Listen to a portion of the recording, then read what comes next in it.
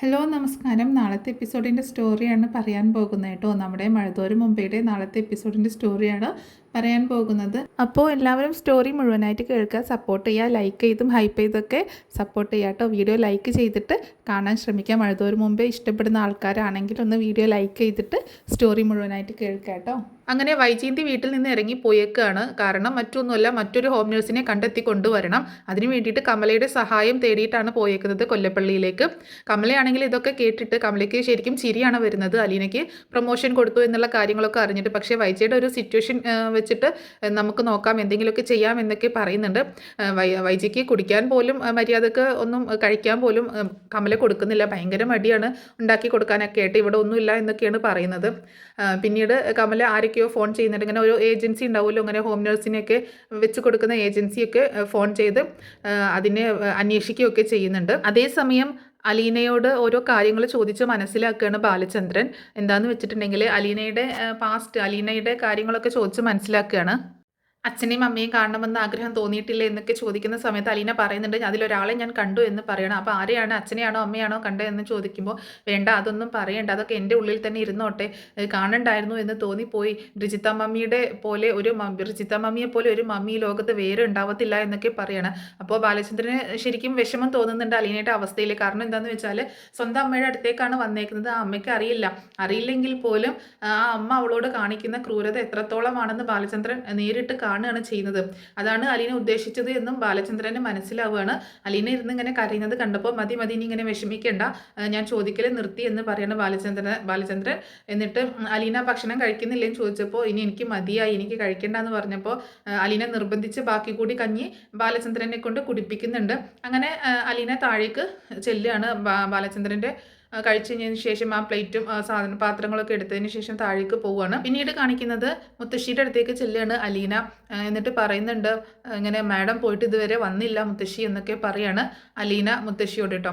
അപ്പോൾ മുത്തശ്ശി ഇങ്ങനെ ചോദിക്കുന്നുണ്ട്, ഞാൻ അവളെ ഒന്ന് വിളിച്ച് നോക്കട്ടെ, നീ എൻ്റെ ഫോൺ ഒന്നെടുത്തേ എന്ന് പറയണം മുത്തശ്ശി. അങ്ങനെ അലീന മുത്തശ്ശിയുടെ ഫോൺ എടുത്ത് അതിൽ നമ്പർ ഡയൽ ചെയ്ത് കൊടുക്കുന്നുണ്ട്. അങ്ങനെ വൈജയുടെ നമ്പർ ഡയൽ ചെയ്താണ് കൊടുക്കുകയാണ്. അങ്ങനെ ഫോൺ റിങ് ചെയ്യുമ്പോൾ വൈജയോട് മുത്തശ്ശി ചോദിക്കുന്നുണ്ട്, നീ എവിടെ പോയതാണ്, നീ എത്ര നേരമായി പോയിട്ട്, നീ എങ്ങോട്ട് പോയതാണ്, എന്താ വരാത്തത് എന്നൊക്കെ ചോദിച്ച്. സന്ധ്യ ആവാറായിട്ടുണ്ട് പോയിട്ട്. അപ്പോൾ അത് കാരണം ചോദിക്കുകയാണ്. അപ്പോൾ വൈജ മറുപടി പറയുന്നുണ്ട്, ഞാൻ എവിടെ പോയാലും നിങ്ങൾക്കൊക്കെ എന്താണ്, അവിടെ എല്ലാവർക്കും പ്രിയപ്പെട്ടവൾ ആ വീട്ടിലുണ്ടല്ലോ, ഞാനല്ലേ ആ വീട്ടിൽ നിൽക്കേണ്ടാത്തവൾ, ഞാൻ അവിടുന്ന് പോകുന്നു, ഞാൻ എവിടെ പോയിന്നോ എന്തിനു പോയിന്നോ ഒക്കെ അന്വേഷിക്കേണ്ട കാര്യം എന്താണ്, നിങ്ങൾക്ക് എല്ലാവർക്കും വേണ്ടപ്പെട്ടവൾ അവിടെ ഉണ്ടല്ലോ എന്ന് പറയുമ്പോൾ നീ എന്താ വൈജ ഇങ്ങനെയൊക്കെ സംസാരിക്കുന്നത്, ഇത് നിൻ്റെ വീടല്ലേ, നിൻ്റെ വീട്ടിൽ നിന്ന് നീ ഇറങ്ങി പോവാന്നൊക്കെ പറഞ്ഞിട്ടുണ്ടെങ്കിൽ നീ എങ്ങോട്ടാണ് പോയത്, എന്തിനാ പോയത്, ഇത്രയും നേരമായാലും നീ പോയിട്ട് നീ എന്താ തിരിച്ചു വരാത്തത്, മക്കളൊക്കെ ചോദിക്കുന്നത് നീ അമ്മ എവിടെ പോയതാണെന്ന് എന്നൊക്കെ പറയുമ്പോൾ മക്കൾക്കൊക്കെ എന്നെ ആവശ്യമുണ്ടെങ്കിൽ, എൻ്റെ ഭർത്താവിനും എന്നെ ആവശ്യമുണ്ടെങ്കിൽ ഞാൻ വരാം, അവർക്ക് ആർക്കും എന്നെ വേണ്ട, പിന്നെ ഞാൻ എന്തിനാണ് അവിടെ നിൽക്കുന്നത് എന്നൊക്കെ വൈജ ഇങ്ങനെ പറയണം. വൈജ മുത്തശ്ശി ഇങ്ങനെ ദേഷ്യം പിടിപ്പിക്കാനായിട്ട് പറയാണ്. വൈജ ചെന്നേക്കുന്നത് ഒരു ഹോം നേഴ്സിനെ അന്വേഷിച്ചാണല്ലോ. അങ്ങനെ മുത്തശ്ശി വീണ്ടും പറയുമ്പോൾ അമ്മയുടെ പണി നോക്ക്, എനിക്ക് സമയമാകുമ്പോൾ ഞാൻ വന്നേക്കാം, എൻ്റെ കാര്യങ്ങളിലൊന്നും ആരും ഇടപെടാൻ നിൽക്കണ്ട എന്നൊക്കെ പറഞ്ഞ് ദേഷ്യപ്പെട്ടിട്ട് വൈജ ഫോൺ വെക്കണം. ആ സമയത്ത് കമല വന്ന് ചോദിക്കുന്നുണ്ട്, ആരാ വിളിച്ചത്, അമ്മയാണോ എന്ന് ചോദിക്കുമ്പോൾ അതെ, ഞാൻ പോന്നിട്ട് കുറേ നേരമായല്ലോ, എന്നെപ്പറ്റി ഒരു അറിവുമില്ല, അപ്പോൾ അതുകൊണ്ട് വിളിച്ചതാണ്, അവൾ പറഞ്ഞിട്ടുണ്ടായിരിക്കും, അവൾ പറഞ്ഞു കൊടുത്ത് വിളിപ്പിച്ചതാണ് അലീന എന്നൊക്കെ പറയട്ടോ. അപ്പോൾ നീ ഇനി എന്തിനാ അങ്ങോട്ട് പോണത് എന്ന് ചോദിക്കുകയാണ് വൈജയോട് കമല. പിന്നെ ഞാൻ അങ്ങോട്ടല്ലാതെ വേറെ എങ്ങോട്ടാ പോവേണ്ടത് ഏട്ടത്തി, അതല്ല ബാലചന്ദ്രനെ നിന്നെ വേണ്ടല്ലോ, പിന്നെ നീ അവിടെ പോയിട്ട് എന്ത് കാണിക്കാനാ, നീ ഇവിടെ നിൽക്ക്, കുറച്ച് ദിവസം 2 ദിവസം ഇവിടെ നിൽക്ക്, 2 ദിവസം കഴിഞ്ഞാൽ ഞാൻ പിന്നെ എങ്ങോട്ട് പോകും ഏട്ടത്തി, 2 ദിവസത്തിന് വേണ്ടി മാത്രമേ എനിക്ക് അവിടെ നിന്ന് മാറി നിൽക്കാൻ പറ്റൂ, അങ്ങനെ അങ്ങോട്ട് വിട്ടു കൊടുക്കാൻ പറ്റുമോ, എൻ്റെ വീടല്ലേ, എൻ്റെ കുടുംബമല്ലേ, അവളെങ്ങനെ അവിടെ വന്ന് അധികാരം കാണിക്കാനും മാത്രം വളർന്നിട്ടൊന്നുമില്ല, ഞാൻ തീരുമാനിക്കുന്നത് പോലെ കാര്യങ്ങൾ നടക്കത്തുള്ളൂ എന്ന് പറയണം. എന്നാലും ബാലചന്ദ്രനെ നിന്നെ ഒട്ടും അംഗീകരിക്കുന്നില്ല, നിന്നെ കാണുന്നത് ഇഷ്ടമല്ല, മിണ്ടുന്നത് ഇഷ്ടമല്ല, ഒന്നും ഇഷ്ടമല്ല, പിന്നെ നീ എന്തിനാണ് അങ്ങോട്ട് പോകണത് എന്ന് ചോദിക്കണം. എനിക്ക് വേണ്ടിയിട്ട് എൻ്റെ മക്കൾ സംസാരിക്കാമെന്ന് പറഞ്ഞിട്ടുണ്ട്, എൻ്റെ കൂടെ നിൽക്കും, അവർ സംസാരിക്കും ബാലചന്ദ്രനോട് എന്ന് തന്നെ പറയാണ് വൈജയന്തി. എനിക്ക് തോന്നുന്നില്ല അവർ സംസാരിച്ചാലും ബാലചന്ദ്രൻ അടുക്കുമെന്ന്. അപ്പോൾ വൈജ പറയുന്നുണ്ട്, അടുക്കുന്നില്ലെങ്കിൽ ഞാൻ എൻ്റെ മക്കളെ വിളിച്ചുകൊണ്ട് വീട്ടിൽ നിന്ന് ഇറങ്ങി പോരും എന്ന് പറയുമ്പോൾ നീ എങ്ങോട്ട് പോകും, നീ എവിടെ താമസിക്കും എന്നൊക്കെ ചോദിക്കണം. എന്താണെങ്കിലും വേണ്ടില്ല, ഞാൻ അവളെ എങ്ങനെയെങ്കിലും അവിടെ നിന്ന് ഇറക്കി വിടും, എൻ്റെ കുടുംബം ഇല്ലാതാക്കാനായിട്ട് ഞാൻ അവളെ അവിടെ വെച്ചുകൊണ്ടിരിക്കത്തില്ല, അവളെ വെച്ച് വാഴിക്കത്തില്ല, ഇതിനൊരു തീരുമാനമാക്കിയിട്ട് തന്നെ ഞാൻ പോവുള്ളൂ. ഏട്ടത്തി വിളിച്ചിട്ട് എന്തായി, ആരെങ്കിലും കിട്ടിയോ എന്നൊക്കെ ചോദിക്കുമ്പോൾ 1-2 സ്ഥലത്ത് ഞാൻ അന്വേഷിച്ചിട്ടുണ്ട്. അപ്പോൾ ഒരു ടീം അറേഞ്ച് ചെയ്യാമെന്ന് പറഞ്ഞിട്ടുണ്ട്. പിന്നെ നിനക്കാണെങ്കിൽ ചെറിയ പെൺകുട്ടികൾ പറ്റത്തില്ലല്ലോ, അതും സൗന്ദര്യമുള്ളവർ പറ്റത്തില്ല, ചെറിയ പ്രായം കുറഞ്ഞ പെൺകുട്ടികൾ പറ്റത്തില്ല, ഒക്കെ കുറച്ച് ഏജ്ഡ് ആയിട്ടുള്ള സ്ത്രീകളെയല്ലേ നീ നോക്കുന്നത്. അപ്പോൾ അങ്ങനെയൊക്കെ കിട്ടാനൊക്കെ ഇച്ചിരി പാടാണ്. എന്നാലും അവർ വിളിക്കാമെന്ന് പറഞ്ഞിട്ടുണ്ട് എന്ന് പറയണം. അപ്പോൾ വൈജ പറയുന്നുണ്ട്, അതിനൊരു തീരുമാനമായിട്ട് എനിക്ക് വീട്ടിലേക്ക് പോകാൻ പറ്റത്തുള്ളൂ, എന്നാലേ എനിക്ക് ഇന്ന് രാത്രിയിൽ സമാധാനമായിട്ട് കിടന്നുറങ്ങാൻ പറ്റത്തുള്ളൂ എന്ന് പറയണം. അങ്ങനെ നീ ഏതായാലും ഇരിക്കേ, അതിനൊരു തീരുമാനമാവട്ടെ, എന്നിട്ട് പോവാം എന്തായാലും എന്ന് കമലയും പറയുന്നുണ്ട് കേട്ടോ. അങ്ങനെ കുറച്ച് കഴിഞ്ഞ സമയത്ത് കമലയുടെ ഫോണിലേക്ക് ഒരു കോൾ വരികയാണ്. നിങ്ങൾ ആവശ്യപ്പെട്ടതുപോലെ ഒരു ലേഡി ഉണ്ട് എന്ന് പറയണം. അപ്പം അതിൻ്റെ ഡീറ്റെയിൽസൊക്കെ പറയുന്നുണ്ട്. കമല പെട്ടെന്ന് തന്നെ വൈജയുടെ അടുത്ത് വന്നിട്ട് പറയുന്നുണ്ട്, നീ പറഞ്ഞതുപോലെ ഒരാൾ സെറ്റായിട്ടുണ്ട്. ഏകദേശം നമ്മൾ പറഞ്ഞതുപോലെ തന്നെ 45-50 വയസ്സിനുള്ളിലായിട്ട് ഉള്ള ഒരു സ്ത്രീയാണ്. അപ്പോൾ അവർ നാളെ വന്ന് ജോയിൻ ചെയ്യാമെന്നാണ് പറയുന്നത് എന്ന് പറയുന്നുണ്ട്. അപ്പോൾ വൈജയ്ക്ക് ഭയങ്കര ആശ്വാസം തോന്നുകയാണ്.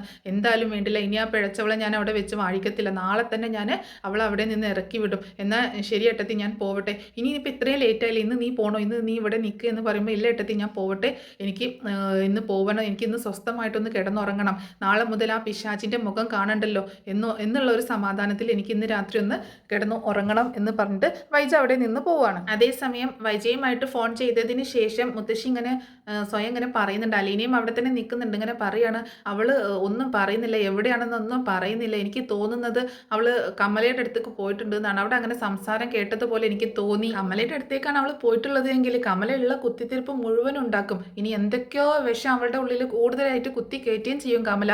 അമ്മ അതൊരു സാധനമാണ് കമല എന്നൊക്കെ മുത്തശ്ശി ഇങ്ങനെ പറയാണ്. കാളകൂട വിഷമാണ് അവള്, ഉള്ള വിഷം പോരാഞ്ഞിട്ട് കുത്തി കയറ്റുകയും ചെയ്യും എന്നൊക്കെ പറയാണ് കമലയെ കുറിച്ചിട്ടോ. ഇനിയിപ്പോൾ എന്തൊക്കെ കാട്ടിക്കൂട്ടിയാണ് അവ ഇങ്ങോട്ടേക്ക് വരാൻ പോണത് എന്നൊക്കെ പറയുന്നുണ്ട്. എന്നിട്ട് പറയുന്നുണ്ട്, എന്താ ഇപ്പോൾ ഒരു വഴിയുള്ളത് ഈ ബാലചന്ദ്രൻ്റെയും അതുപോലെ വൈജയുടെയും വടംവലി ഒന്നും തീർക്കാനായിട്ട്, അതായത് ഇവരുടെ ഈ യുദ്ധം, ഇവരുടെ ഈ ഒരു പ്രശ്നങ്ങളൊക്കെ തീർക്കാൻ ഇപ്പോൾ എന്താ ഒരു വഴിയുള്ളതെന്ന് ഇങ്ങനെ മുത്തശ്ശി ചോദിക്കുമ്പോൾ അലീന പറയുന്നുണ്ട്, ഒറ്റ വഴിയുള്ളൂ മുത്തശ്ശി, മാഡം എല്ലാ ആയുധങ്ങളും താഴെ വെച്ച് കീഴടങ്ങുക, അതല്ലാതെ ഇതിനൊരു പോംവഴി ഇല്ല എന്ന് തന്നെ പറയാണ് അലീന. അപ്പോൾ അത് കേട്ടപ്പോൾ മുത്തശ്ശിക്ക് ഇത്തിരി ദേഷ്യം വരുന്നുണ്ട് കേട്ടോ. നീ എന്തായി പറയുന്നത്, വൈജ മാത്രം എല്ലാ ആയുധങ്ങളും വെച്ച് കീഴടങ്ങിയാൽ മതിയോ, ബാലചന്ദ്രൻ്റെ അവസ്ഥ എന്താണ്, സാറിൻ്റെ ഭാഗത്താണ് എന്തോ ശരിയുള്ളത് എന്നാണ് എനിക്ക് തോന്നുന്നത് മുത്തശ്ശി, അതുകൊണ്ടാണ് ഞാൻ അങ്ങനെ പറഞ്ഞത്.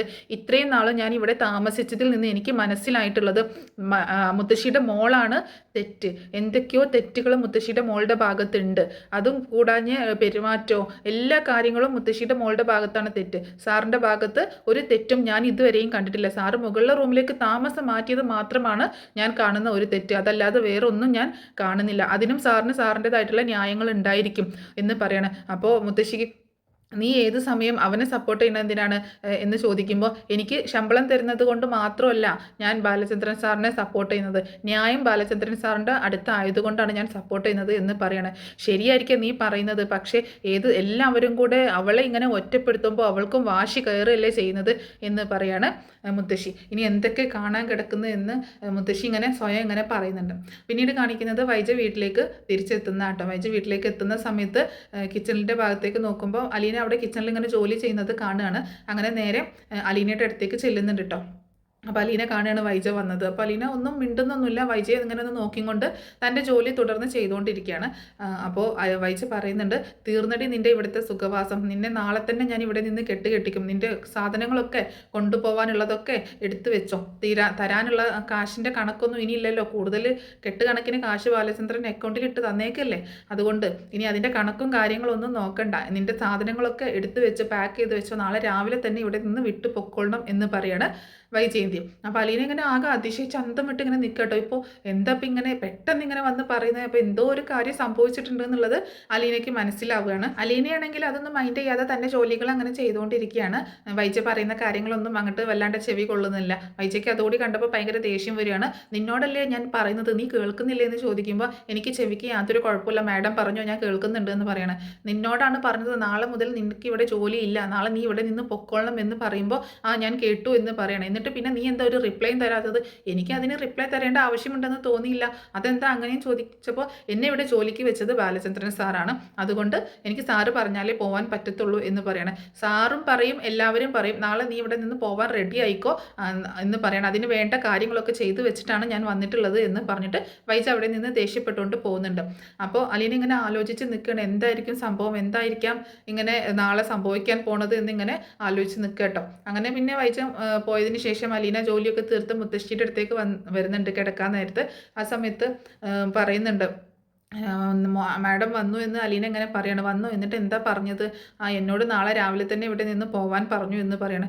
എന്നിട്ട് നീ നാളെ രാവിലെ പോവാണോ? എനിക്കറിയില്ല മുത്തശ്ശി എന്താണ് ഞാൻ ചെയ്യേണ്ടതെന്ന്.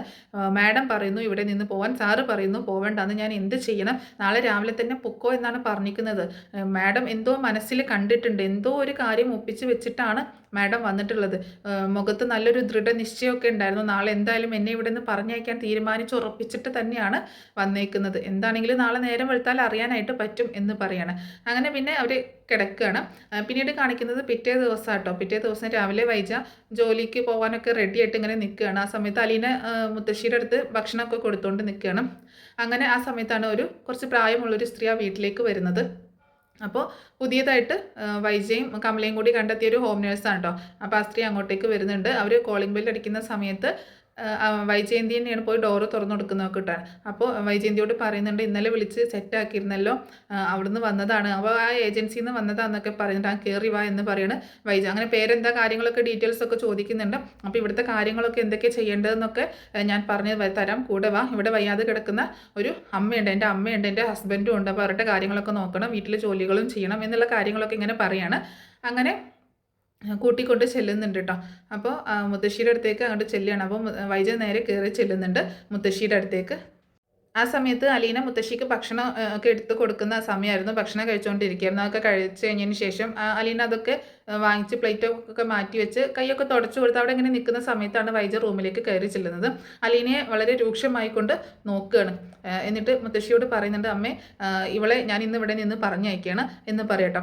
എന്താ ഇത്ര പെട്ടെന്ന് തീരുമാനം എടുത്തത് എന്നൊക്കെ ചോദിക്കുമ്പോൾ ഇവിടുത്തെ കാര്യങ്ങളൊക്കെ ആര് നോക്കും എന്നൊക്കെ ചോദിക്കുകയാണ്. അതിനൊക്കെ പോകുംവഴി ഞാൻ കണ്ടിട്ടുണ്ട് എന്ന് പറയുകയാണ്. എന്നിട്ട് അലീനയെ രൂക്ഷമായിട്ട് നോക്കിക്കൊണ്ട് തന്നെ പറയുന്നുണ്ട് നിന്റെ സാധനങ്ങളൊക്കെ എടുത്തു വെച്ചിട്ടില്ലേ, പോകാനുള്ള സാധനങ്ങളൊക്കെ എടുത്ത് റെഡി ആയിട്ട് പെട്ടെന്ന് തന്നെ ഇവിടെ നിന്ന് ഇറങ്ങിക്കോ, ഇനി നിന്റെ സേവനം ഇവിടെ ആവശ്യമില്ല, ആർക്കും ആവശ്യമില്ല എന്ന് പറയണം.